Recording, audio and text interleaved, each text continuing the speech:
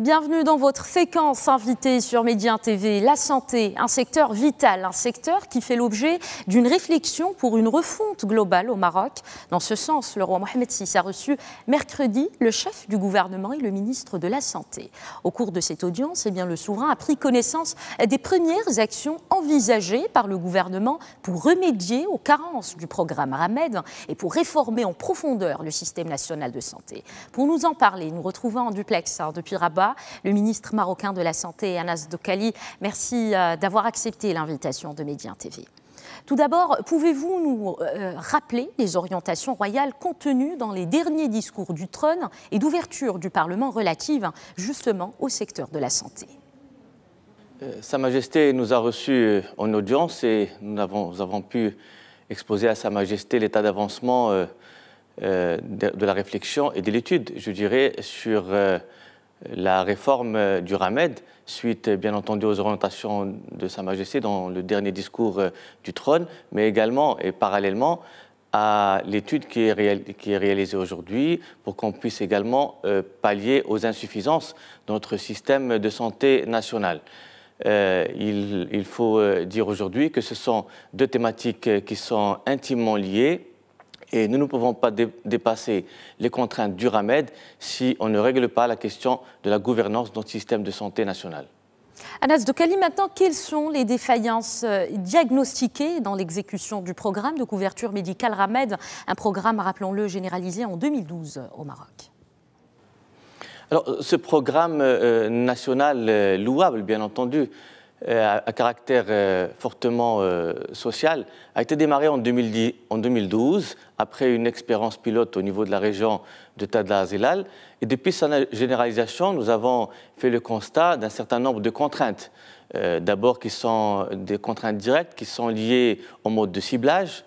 Aujourd'hui, nous avons presque 8,2 millions de bénéficiaires sur plus de 12 millions d'inscrits, donc 8,2 millions qui sont détenteurs de cartes actives. Nous avons également un problème au niveau de son mode de gestion. Il va falloir suivre le principe de la séparation entre le financement et la gestion des prestations de soins, et également le financement et la régulation, ce qui n'est pas le cas aujourd'hui, et aussi des défaillances, je dirais, des contraintes par rapport à la pérennité de son financement. Il faudrait également qu'il y ait une gestion prévisionnelle claire des dépenses de ce système et également de ses ressources futures. Pour ce qui est des contraintes indirectes, je dirais qu'elles sont liées justement à notre système de santé qui n'a pas connu les réformes qu'il fallait. Beaucoup de secteurs ont réalisé également leurs propres mues, leurs propres réformes pour pouvoir mettre en place des stratégies importantes. Je pense que le Ramed, c'est une stratégie de santé structurante qui mérite d'être accompagnée par une révision du rôle du ministère de la Santé, de ses différentes instances, pour pouvoir le mener à bien.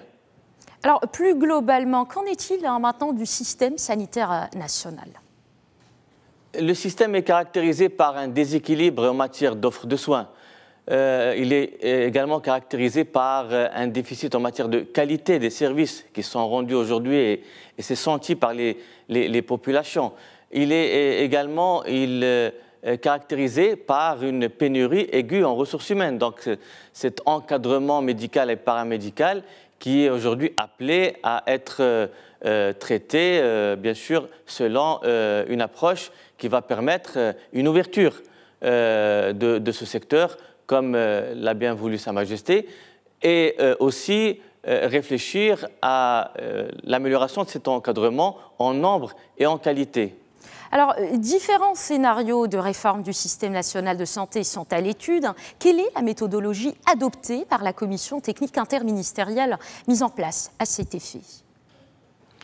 Alors, il y a un comité pilote qui travaille aujourd'hui, principalement avec le département de l'Intérieur et le département de l'économie et des finances, mais d'autres départements vont s'adjoindre, également d'autres organismes. De ce comité de pilotage, en découle un certain nombre de comités thématiques. Pour l'instant, ce sont 3 comités qui travaillent, il y aura d'autres sûrement. Et chaque comité travaille sur une thématique déterminée en mettant en place, en réfléchissant plutôt sur les différents scénarios qui ont été esquissés, je dirais, jusqu'à présent. Parce que la réflexion a été poussée et l'étude même, le benchmark également réalisé, et aussi le diagnostic en regardant tout ce qui a été réalisé comme étude autour de ce RAMED, les différents rapports, la Cour des comptes, le Conseil économique et social, l'Observatoire national de développement humain et les rapports également propres au ministère et aux autres départements, notamment le département de l'Intérieur et des Finances et de l'Économie. Alors, Monsieur le Ministre, vous avez évoqué un benchmark. C'est un exercice fait à quel niveau exactement? Bien entendu, avec d'autres pays qui ont connu une révision en profondeur de leur système de santé. Alors, les ressources humaines sont aussi importantes pour relever les défis de la qualité des prestations dans ce secteur, n'est-ce pas?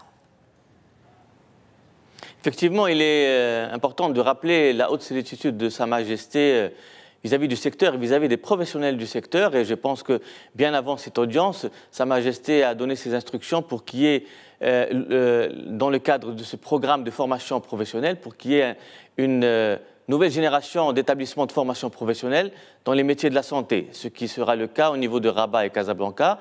Et le ministère va également généraliser au niveau de certain nombre de villes des établissements de formation professionnelle pour le paramédical et les techniciens de santé.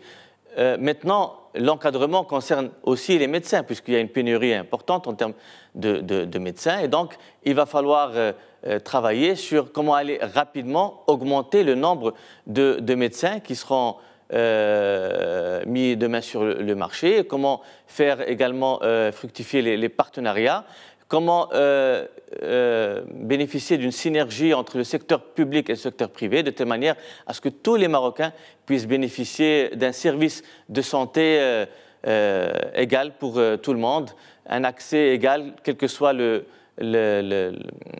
dirais, pour toute la population, où qu'il se trouve.